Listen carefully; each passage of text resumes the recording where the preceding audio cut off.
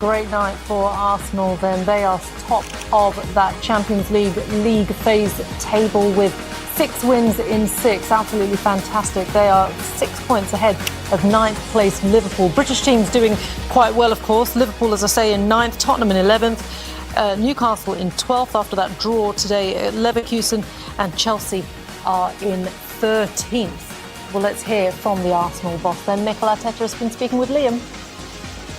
Miguel, congratulations. 3-0 away from home, clean record in the Champions League. What impressed you most by your team tonight? Well, we know how difficult it is to play in the Champions League and to win away from home, and especially when we have that many players out, it makes the task bigger. But I talked to the boys. It was about showing how much we wanted, the resilience, and how we prepared. And I think there were some great examples. For example, Christian Norgard, which is a player that probably prepares the best out of all of them, and is somebody that makes all of us better every single day. And he needs to play in any position, any condition, whether he plays more or less minutes, his attitude is always immaculate, and that's a really good example for all of us. On more or less minutes, as 2 goal scorers today come in, show their worth again, it's going to make your job a little bit harder if they keep scoring goals. Yeah, the fact that we have now the attacking players back, I think both of them, Noni and Gavi, were outstanding today. The level of threat they give, the 2 finishing are spectacular. And then as well, obviously, Gavi Jesus back after 11 months and this so difficult journey that he's been through with all of us, and to see him perform as well in the manner that he did, really, really positive.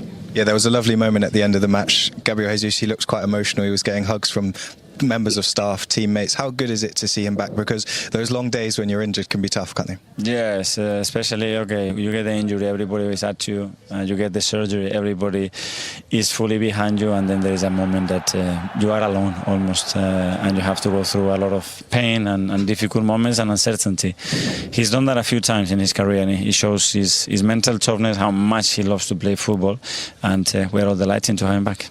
When things are going as well as they are in the league, in the Champions League, does it come with a different set of challenges to manage the expectations within the group to make sure that you can continue this run? Now it was about managing, again, the amount of situation that we had in the backline, because as well some players were there, but they could not play more than 45 minutes or 30 minutes. And to manage that has been tough. But with the attitude the players have, I know that if I ask anybody to play there, he would do it, and they've done a great job. Okay, well, congratulations. Safe trip home. Cheers. Yeah, it's about creating that structure, isn't it? It's about creating that mentality of all the players, as he said, when he wants you to play in whatever position that you come in and play. And he has been managing a lot of injuries in this team. Yeah, we were counting there off the break, seven players out, I think it is. And, yeah, senior players. And senior players, yeah. first team players that would probably start in any big game that he would have. So again, he's managing that. But again, going back to what I said before the break, it's about the squad of players he's built over the last 3 or 4 years. You know, you would struggle to find a stronger squad in Europe. I really think that in all departments. You know, Madueke there comes in for Saka tonight, scores 2 goals, gets man of the match. Martinelli on the other side scores. And again, Zubimendi was involved, a couple of assists from him. You know, players like that are so important to this group. I mean, it'll all depend what happens at the end of the season. They're on a really good pathway at the minute. And again, they've had so much, I suppose, negativity thrown their way when they finished second 2 or 3 times in the Premier League. You know, not got the semi-final in the Champions League, and they're called the nearly team in inverted commas. Until they get their hands on a big bit of silverware, then it'll probably flow after that. You might see a few years of dominance from Arsenal because this squad is strong enough to do that. And, you know, as a group, you'll be so desperate to kind of get to that next level, wouldn't you? And even with all the new arrivals, everyone has seemed to assimilate very well, and it feels that, as you were saying before, they're all singing from the same hymn sheet. They all know what the brief is for this season as well, and it's just creating that squad harmony and that unity. And despite having those selection dilemmas, it feels as though mentally that they're on the right track in terms of, as a group, they're all very united. Yeah, and I think it's easy to create, and you do have understanding when people aren't playing. But you've only got to look over at Liverpool. You know, obviously everything last season, everything was coming out beautifully. This season, few cracks, lose a few games. That's when you see how people react, how players react, how they interview. And that's so important for Arsenal, because you know the pressures will come if they don't win consistently. But like we say, it's not about that right now. They've been excellent. They've built a really good squad. People coming in, they're contributing. Excellent, like I say, but they will have their moment. It's how they react when they have that moment. Yeah, well, the first reaction was tonight, and they got the victory after defeat at Villa a couple of days ago. They have Wolves at home on Saturday. That one's live on TNT Sports, and Saturday evening, actually, an 8 p.m. kickoff for that one.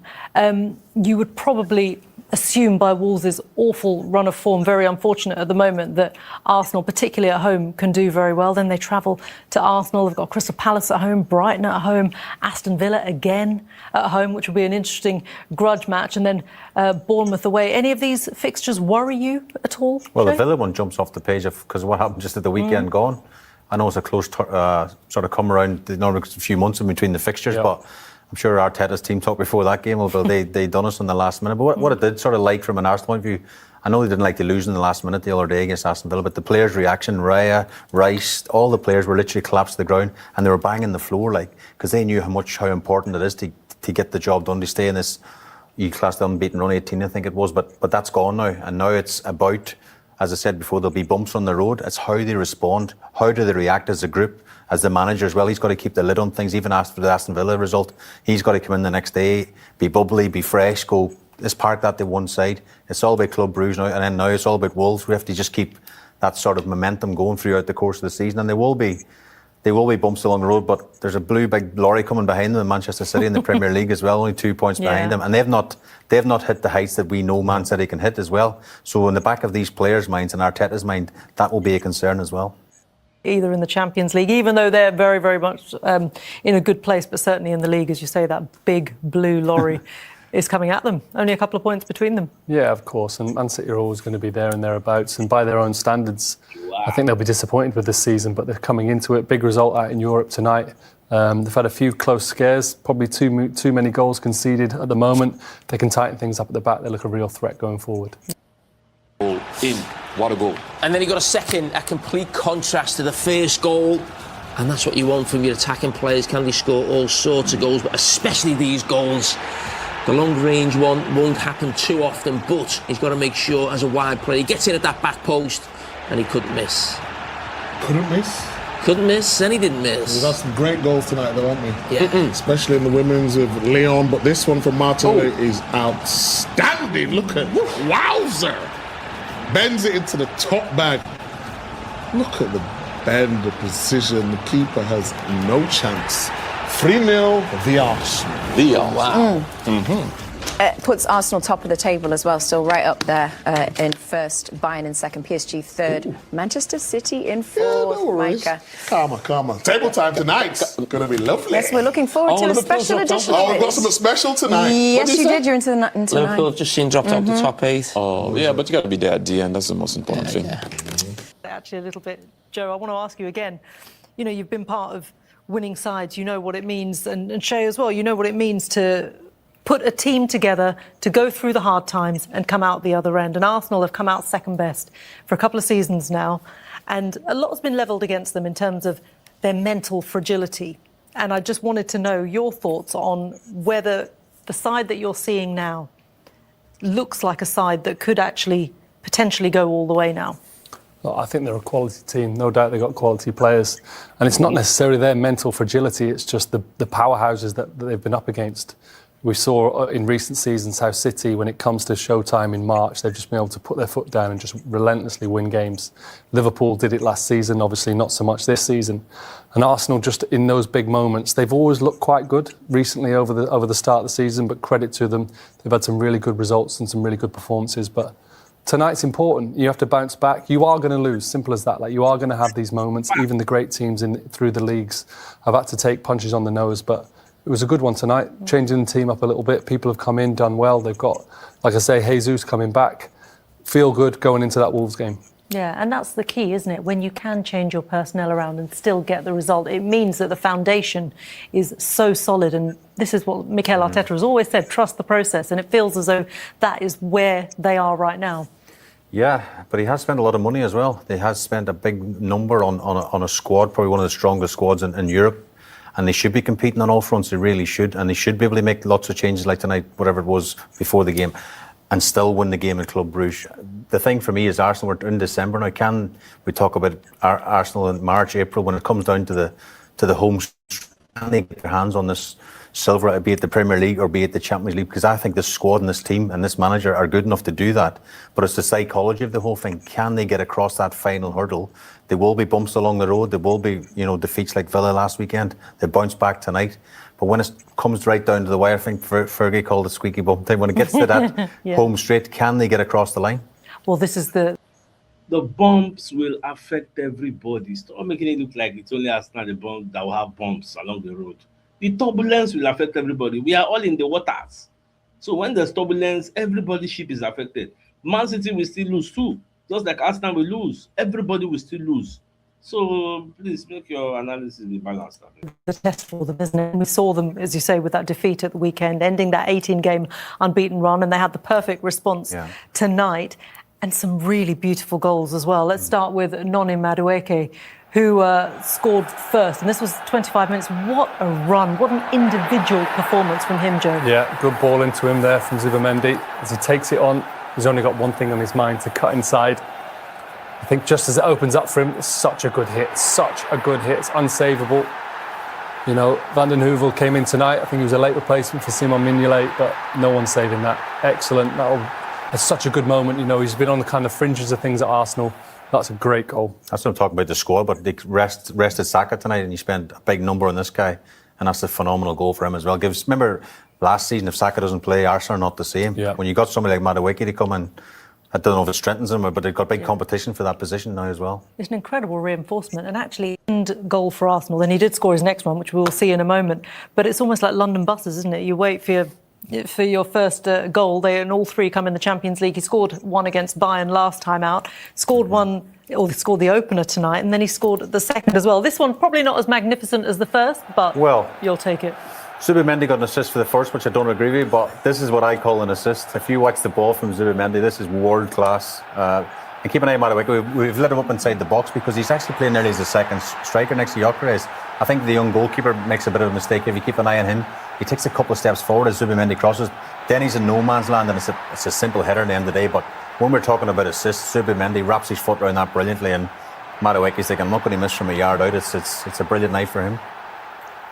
And there he is, man of the match, so deserved as well. And I think we hinted at it at half-time that it's inconceivable to think that there was that small section of Arsenal fans that were so against him joining because he was coming from Chelsea. But that is a quality player who's probably taken a bit of an unconventional route to come to this level.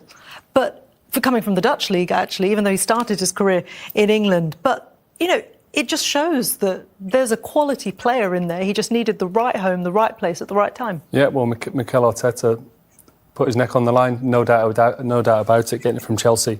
Believed he'd be an integral part of his squad, and nights like tonight are proving that he's very, very important. Yeah, absolutely right. Well, let's hear from Noni Madueke, man of the match tonight, as we saw, with 2 goals as well. Here's alongside Liam McDevitt.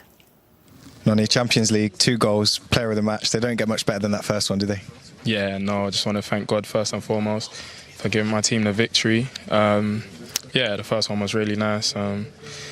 Second one, tapping, but that first one was sweet. So happy, delighted with the result today. So really good. It feels like every time you play, the goals might not be coming, but you're direct. You're still showing that you want to get on the ball, you want to take people on, and you show it in that for that first goal. Yeah, no. I think the bare minimum I need to give to my team is threat. They need to give me the ball and think something can happen, and then obviously trying to score and be as decisive as possible. I feel like that's the next level I need to get to in terms of being consistently decisive for my club and my country. And I think I can reach that level. Just keep working every day. Your squad showed your depth today. Injuries, illness, difficulties, but everyone who comes in shows that they're at the level to start for Arsenal. What about the environment is making it easy for whoever comes in to show the level? Yeah, we're tight. I feel like that's the main thing. Like, we want each other to do well. We know that there are loads of minutes for all of us. We know that we have top players everywhere in the squad. So it's about all of us as a collective. It's not really about any individual, and we know that we all have a part to play. So that's a good thing about this team. All forwards want to score goals. Is that what you needed tonight, just to get that feeling of hitting the net again? Because it can become a habit once you get one, can't it? Yeah, no, for sure. Last Champions League game I scored. Nice to get another 2 today, and hopefully bring that form into the Premier League. Yeah. 6 wins out of 6, top of the Champions League, top of the Premier League. With results becomes expectation. What can this team achieve this year? Yeah, I feel like we're fighting on all 4 fronts. I feel like we can compete on all 4 fronts, and obviously I feel like we can win this competition. I feel like we can win the league as well, and that has to be our aim. And yeah, I think we're in a good place at the moment. We just keep going. Noni, well done. Appreciate it. Thank you. Thank you. Yeah, man of the match performance from Noni Madueke there. Very humble, isn't he? Comes across really, really well. Yeah, yeah, he spoke well. Very much bought into, like I say, what Mikel Arteta's brought to him. There's no doubt there was conversations before he came, and he's fully in. He was brave enough to say that their aims are to win the Premier League. I love that. Yeah. But they're doing all the right things at the moment. Yeah, they certainly are. Well, he scored an absolute stunner, and so too did Gabriel Martinelli as well. Shay, this was a fantastic one, wasn't it? Yeah, it was. I mean, very individual. I mean, there's a competition, probably the two of them in the dressing room. Brilliant pass from Lewis Skelly there. Brilliant assist there, Joe. But again, a fantastic individual bit of skill from Martinelli. I mean, you said before the break that's consecutive games he scored in. Now it's just 5 games consecutively. But CK, the defender, probably could do better. He knocks it inside him, and then at that point, as a goalkeeper, thinking, "Oh, shoot, I'll save it. Shoot all you want from there." But this is the perfect angle here. Rash, look at this here. Starts a couple of yards outside the post, and the keeper's got absolutely no chance. It's a brilliant goal from Martinelli, and again, another player competing for the starting 11. That's the biggest problem Arteta has. He's built this amazing squad, but there's so many players to fit into 11 positions. That's his biggest headache. Absolutely, and Martinelli himself as well. So many seasons now at Arsenal, and he's had to wait for his opportunity, and he's still not getting a run in the starting 11 sort of regularly, is he? But he's still there and performing, and that's the mark of his professionalism as well. Definitely, and he was interviewed previously saying that whatever minutes I play, I'm looking to really achieve for Arsenal, and Madueke just said exactly the same. Yeah. So everyone's singing from the same hymn sheet, which is what you need for success. Yeah.